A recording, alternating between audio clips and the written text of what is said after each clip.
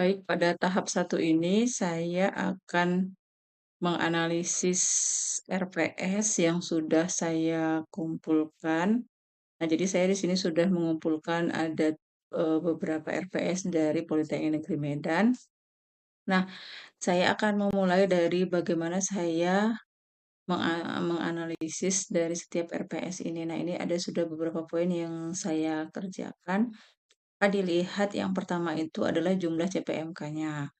Nah, bagaimana CPMK di setiap jurusan itu apakah sama atau berbeda? Nah, ini akuntansi CPMK-nya itu ada 6. CPMK-nya ada 6, kemudian di sipil CPMK-nya itu ada 7, di sipil, kemudian di teknik informatika juga ada 7, di teknik mesin ada 7, dan di elektronika ada 7 juga, ada 7 juga. Nah, jadi di mesin, informatika, sipil ada 7, dan elektronika itu ada 6. Nah, kemudian poin penting lagi dilihat dari RPS ini adalah bahan kajian. Apakah dari setiap RPS ini memiliki bahan kajian yang sama atau tidak? Nah, kita mulai dari jumlahnya. Kalau akuntansi itu ada 6, di akuntansi itu ada 6, kemudian maka dia sesuai dengan CPMK-nya. Kemudian di sipil itu ada 8. Nah, di sipil ini ada 8. Kita lihat kembali. Nah, jadi di sini ada 8 kajian gitu ya. Nah, elektronika ini ada 11. Nah, jadi di elektronika itu ada 11 kajian. Kemudian di mesin itu ada 9. Dan di teknik informatika juga ada 9 kajian. Nah, jadi bahan kajiannya itu berbeda-beda. Setelah saya melakukan analisis dari CPMK, sub CPMK itu semuanya ada. Nah, jadi sampai dengan bobot penilaian juga ada secara keseluruhan, namun bobot penilaian itu tidak merata secara keseluruhan. Maka kita masuk di sini saya pada output 1 dalam tahapan kegiatan ini seluruh RPS memiliki CPL dan CPMK, kemudian menggunakan ada 16 kali pertemuan. Secara keseluruhan, semuanya menggunakan 16 kali pertemuan sampai dengan puas. Jadi secara keseluruhan itu menggunakan 16 kali pertemuan secara keseluruhan. Nah, kemudian dia sampai 16 secara keseluruhan. Jadi RPS dari semua jurusan itu 16 sampai dengan di UTS-nya.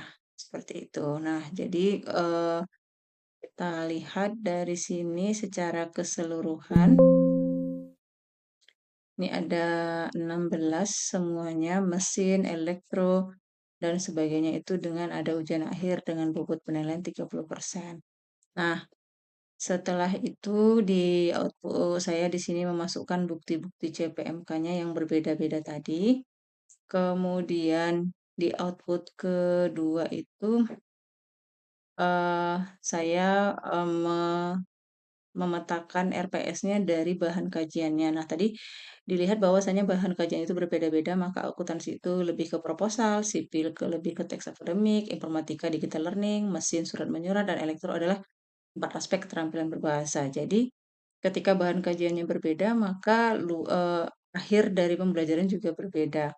Nah, kemudian di tahap output ketiganya, saya melakukan gap analisis dari RPS secara keseluruhan. Nah, jadi ada yang sudah memanfaatkan AI, namun ada yang belum.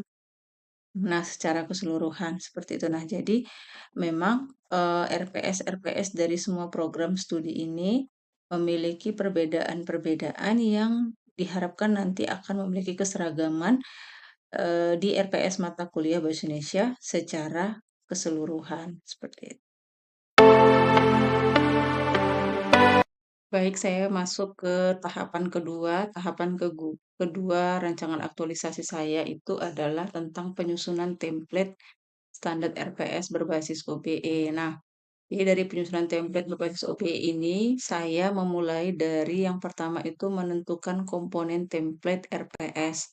Nah, jadi komponen template RPS itu secara umum ya ada beberapa poin yang harus ada dalam RPS berbasis OB. Jadi ada identitas mata kuliah, deskripsi, CPL, CPMK, sub CPMK. Nah, di OBE ini poin pentingnya adalah high order thinking skill ya dari C4 sampai dengan C6.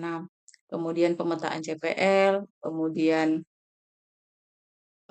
bagaimana RPS yang dibuat itu adalah berbasis OBE, strategi pembelajaran yang jelas, metode pembelajaran yang jelas, media dan sumber belajarnya jelas, asesmennya jelas, kemudian ada rubrik penilaiannya, kemudian pengukuran ketercapaian CPMK juga jelas gitu ya, dan tindak lanjut dari eh, kegiatan yang dilakukan itu juga jelas. Kemudian yang terakhir adalah daftar pustaka.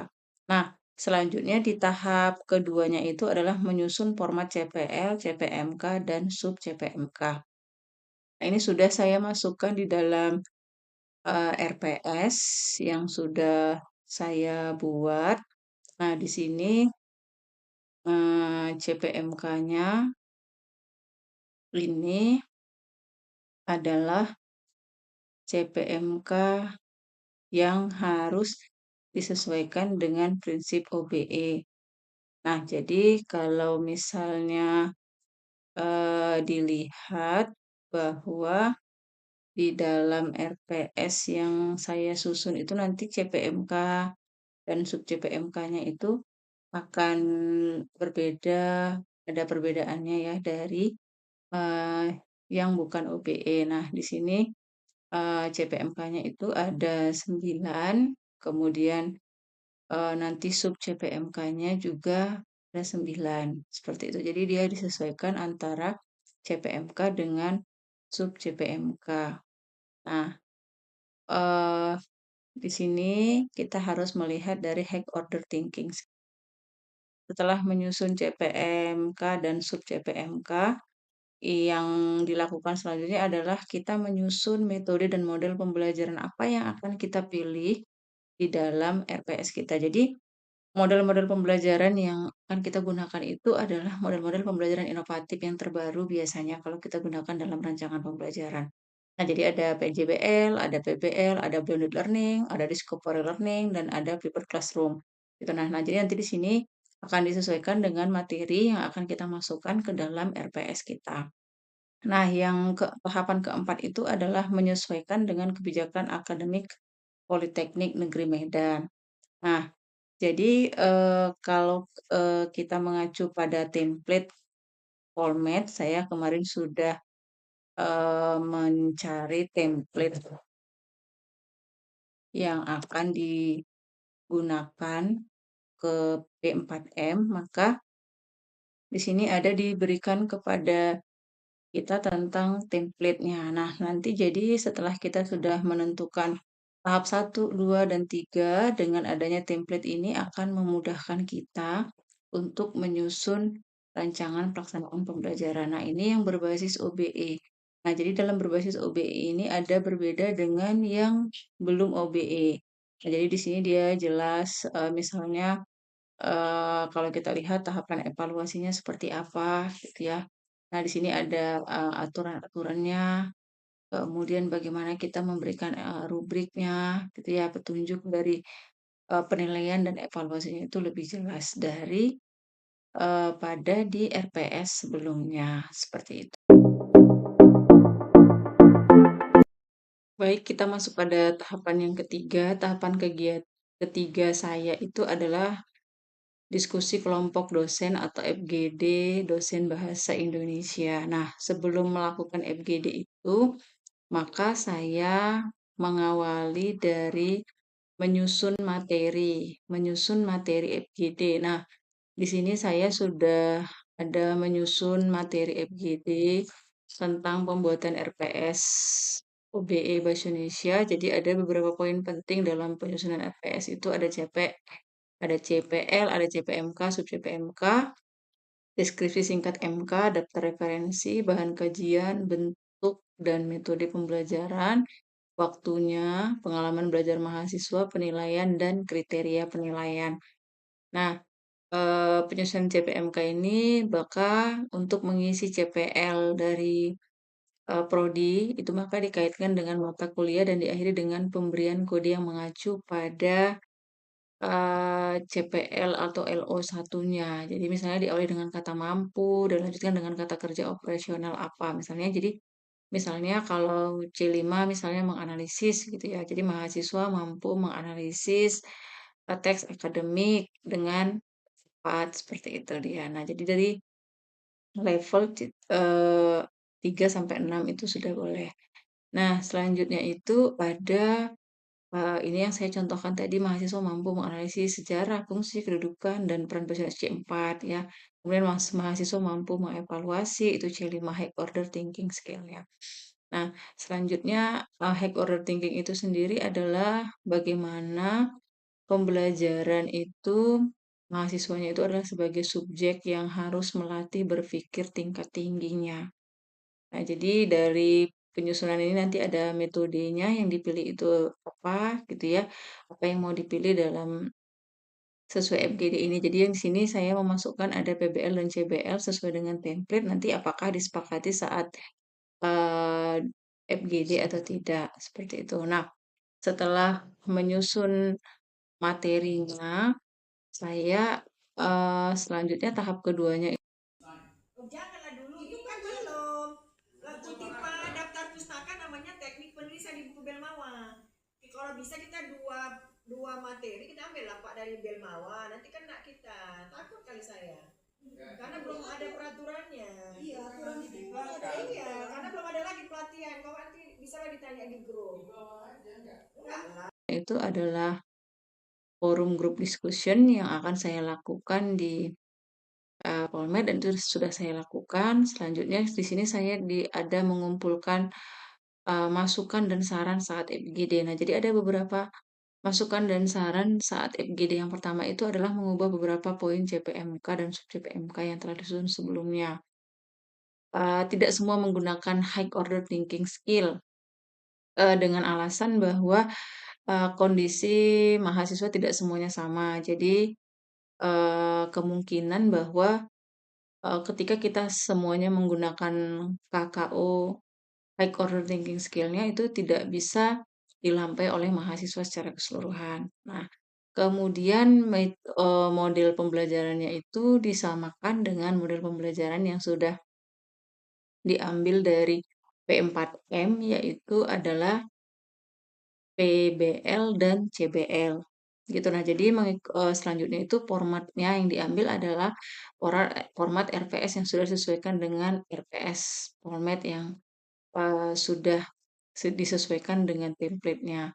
Nah, jadi template RPS itu sesuai dengan template yang sudah diberikan oleh P4M. Nah, jadi ini dia template-nya.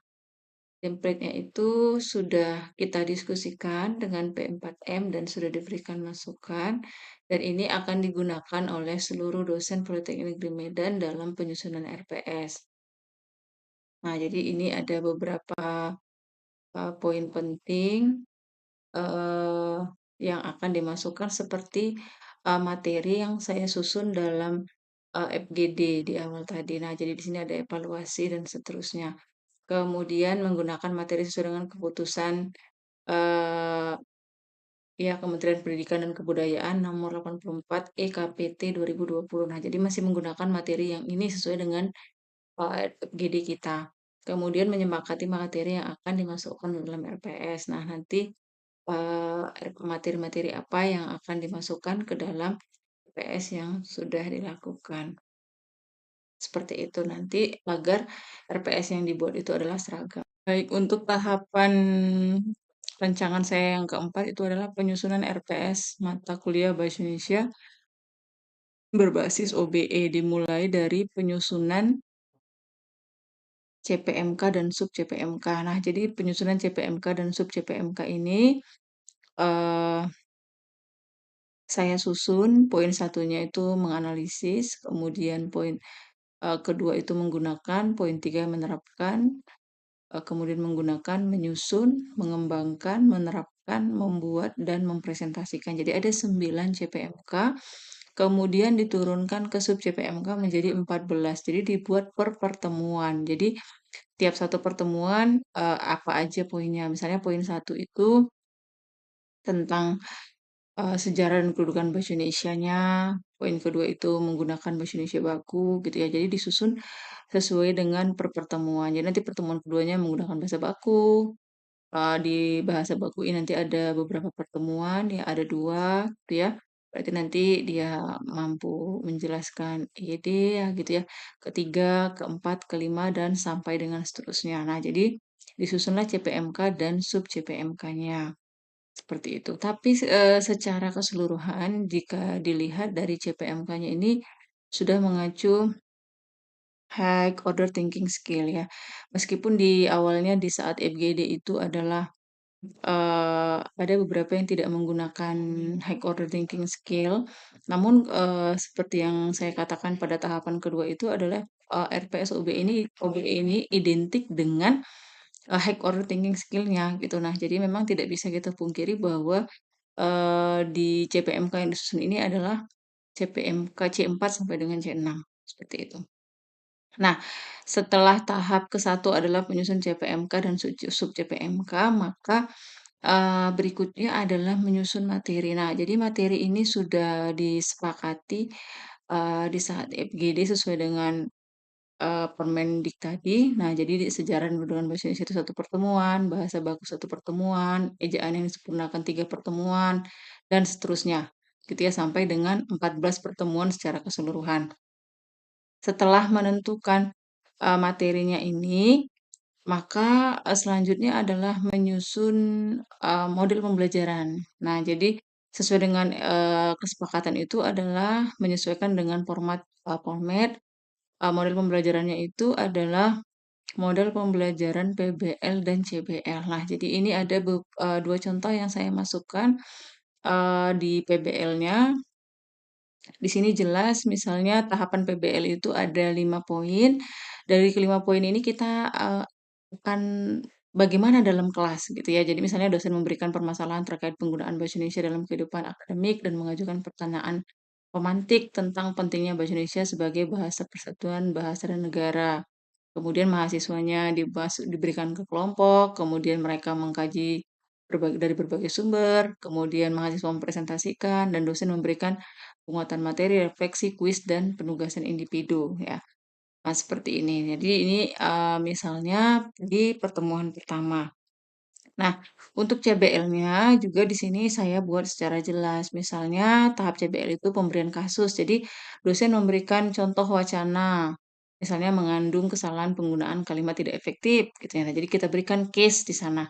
Kita berikan case, kemudian nanti mereka mengidentifikasikan kesalahan dari kasus tersebut, kemudian mereka akan mendiskusikannya bagaimana mereka memperbaiki kalimat dari kasus tersebut, kemudian mereka menyampaikan hasil dan perbaikan dari kasus yang sudah dianalisis gitu ya.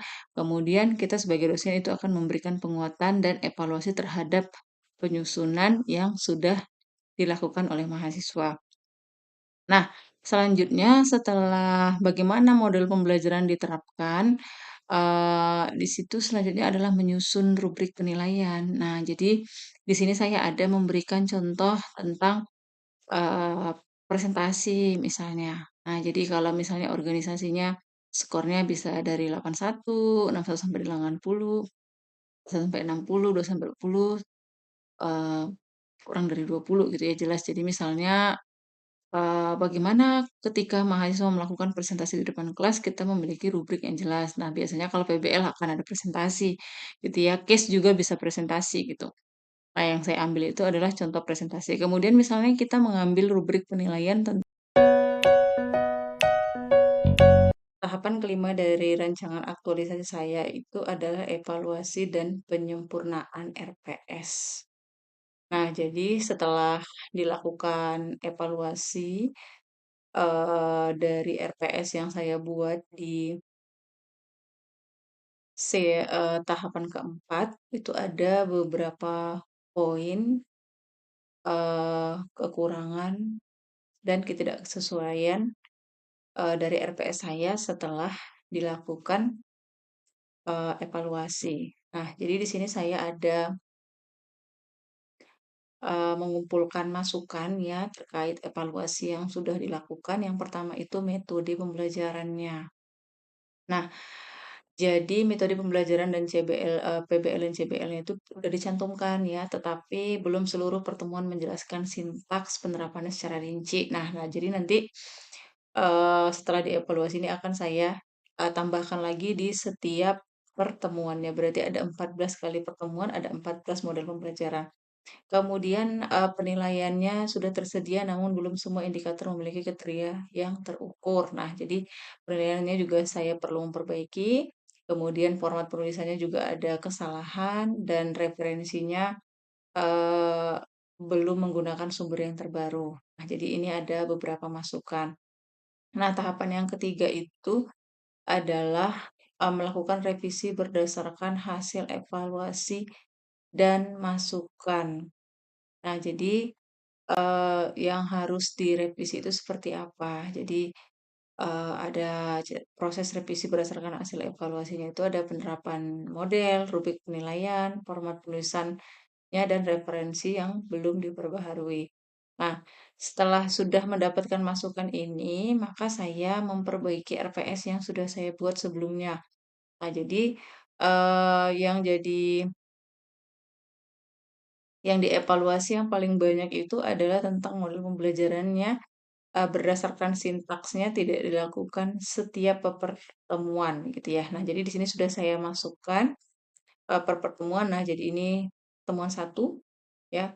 Kemudian pertemuan keduanya juga ada PBL juga. Pertemuan 3, 4, dan 5 itu menggunakan CBL. Kemudian pertemuan 6 itu adalah PBL sampai dengan seterusnya. Jadi di pertemuan terakhir, di pertemuan 14 gitu ya, semuanya sudah ada model pembelajarannya sesuai dengan evaluasi yang diberikan. Kemudian tadi rubrik penilaiannya sudah ada namun belum jelas. Nah, jadi rubrik penilaiannya itu pada awalnya saya hanya membuat seperti ini saja. Tapi karena sudah dievaluasi, maka saya memberikan rubrik per tiap tugas yang diberikan. Nah, jadi di sini saya memberikan 14 rubrik ya. Jadi ada beberapa rubrik yang nah jadi misalnya ini tadi presentasinya tidak dievaluasi, namun ada rubrik-rubrik penilaian yang ditambahkan. Nah, misalnya ini adalah tentang sejarah dan kedudukan bahasa Indonesia. Misalnya tugasnya itu adalah analisis ya tentang sejarah kedudukan bahasa Indonesia. Jadi di sini sudah jelas berapa persen, jadi ada 35, 20 sampai dengan 10. Nah, jadi setiap tugas yang diberikan itu semuanya sudah saya susun rubriknya.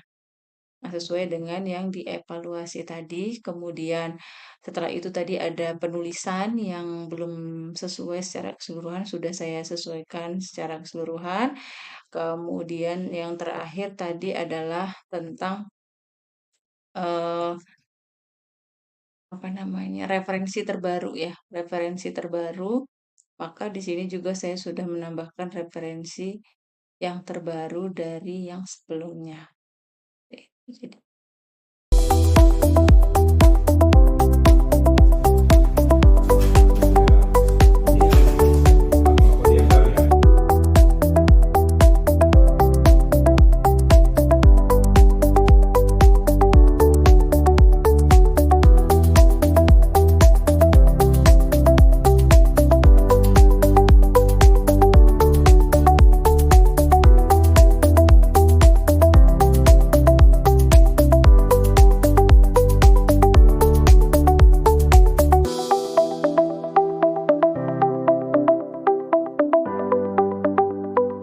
Berjuta mimpi-mimpi kita kan.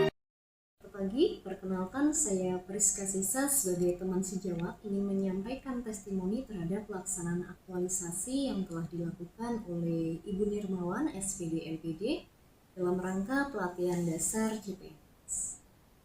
Berdasarkan pengamatan saya selama proses aktualisasi berlangsung, beliau menunjukkan komitmen, dedikasi, dan juga tanggung jawab yang sangat baik dalam melaksanakan setiap tahapan kegiatan.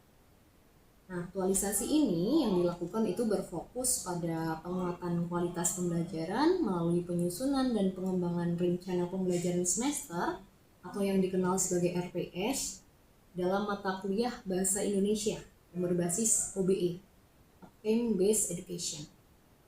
Kegiatan ini diawali dengan identifikasi dan juga analisis terhadap RPS yang digunakan sebelumnya. Kemudian selanjutnya dilakukan kajian terhadap prinsip-prinsip OBE, penyusunan CPMK dan juga sub-CPMK yang terukur, penyelarasan metode pembelajaran, problem based learning dan juga case based learning, serta penyusunan instrumen penilaian dan juga rubrik yang mendukung ketercapaian capaian pembelajaran mahasiswa.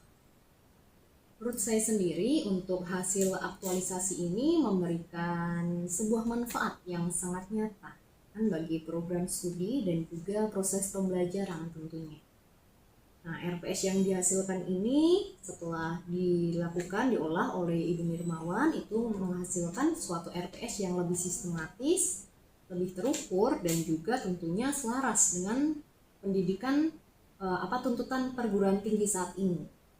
Nah, untuk selain itu, penyusunan rubrik penilaian yang jelas itu nantinya juga tentu saja akan membantu dosen dalam melakukan evaluasi pembelajaran secara objektif dan juga terukur.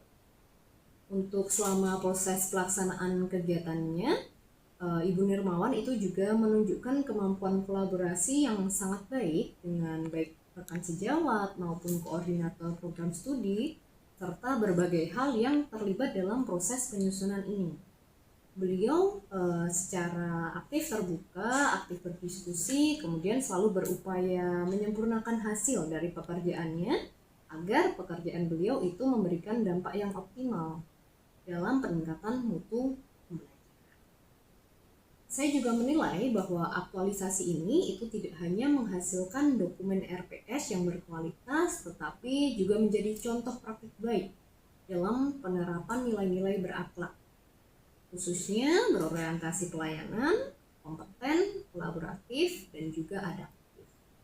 Nah, kegiatan yang telah dilakukan itu diharapkan bisa menjadi referensi bagi dosen-dosen yang lain dalam mengembangkan perangkat pembelajaran yang sesuai dengan standar OBE, Outcome Based Education. Akhir kata dari saya mengucapkan apresiasi setinggi-tingginya kepada Ibu Nirmawan atas kerja kerasnya, inovasi, dan tentunya kontribusi positif yang telah diberikan untuk perguruan tinggi ini, Politeknik Negeri Medan.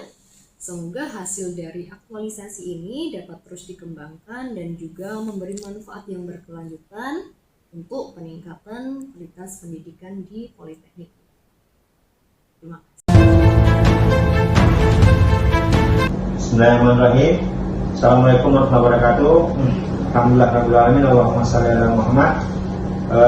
Pertama, saya Faisal Fahmi Hasan sebagai Ketua Jurusan Teknik Mesin di Jurusan Teknik Mesin Politeknik Medan, dan juga sebagai mentor Ibu Nirmawan dan juga sebagai rekan sejawat sangat bergembira, bangga karena telah menyelesaikan tugas aktualisasi dengan baik. Secara keseluruhan, sebagai mentor, saya menilai bahwa pelaksanaan kegiatan aktualisasi berupa optimalisasi penyusunan rencana pembelajaran semester atau RPS dengan mata kuliah Bahasa Indonesia berbasis OB atau Outcome Based Education telah dilaksanakan dengan sangat baik oleh rekan saya Ibu Nirmawan, mana peserta ini, Ibu Nirmawan ini mampu mengidentifikasi permasalahan pada RPS yang telah ada, melakukan analisis kebutuhan, menyusun perbaikan secara sistematis, serta menyelaraskan CPL, CPMK, sub-CPMK, metode pembelajaran, pengalaman belajar, dan sistem asesmen sesuai prinsip OB. Hasil akhir berupa dokumen RPS yang komprehensif terstruktur dan layak digunakan sebagai pedoman pembelajaran di program studi Teknik Konversi Energi Politeknik Negeri Medan. Nah, selama proses aktualisasi, peserta ini Ibu Nirmawan juga menunjukkan sikap profesional, terbuka terhadap masukan, serta mengimplementasikan nilai-nilai dasar ASN yang berakhlak, khususnya kompeten, akuntabel, adaptif, dan kolaboratif. Nah, oleh karena itu, saya memberikan apresiasi atas hasil aktualisasi yang telah dicapai dan merekomendasikan agar RPS ini diterapkan dalam proses pembelajaran serta dijadikan salah satu contoh praktik baik dalam pengembangan perangkat pembelajaran berbasis objek. Jadi sekali lagi saya ucapkan saya sangat berbangga, dan demikian testimoni dari saya akhiri dengan Assalamualaikum warahmatullahi wabarakatuh.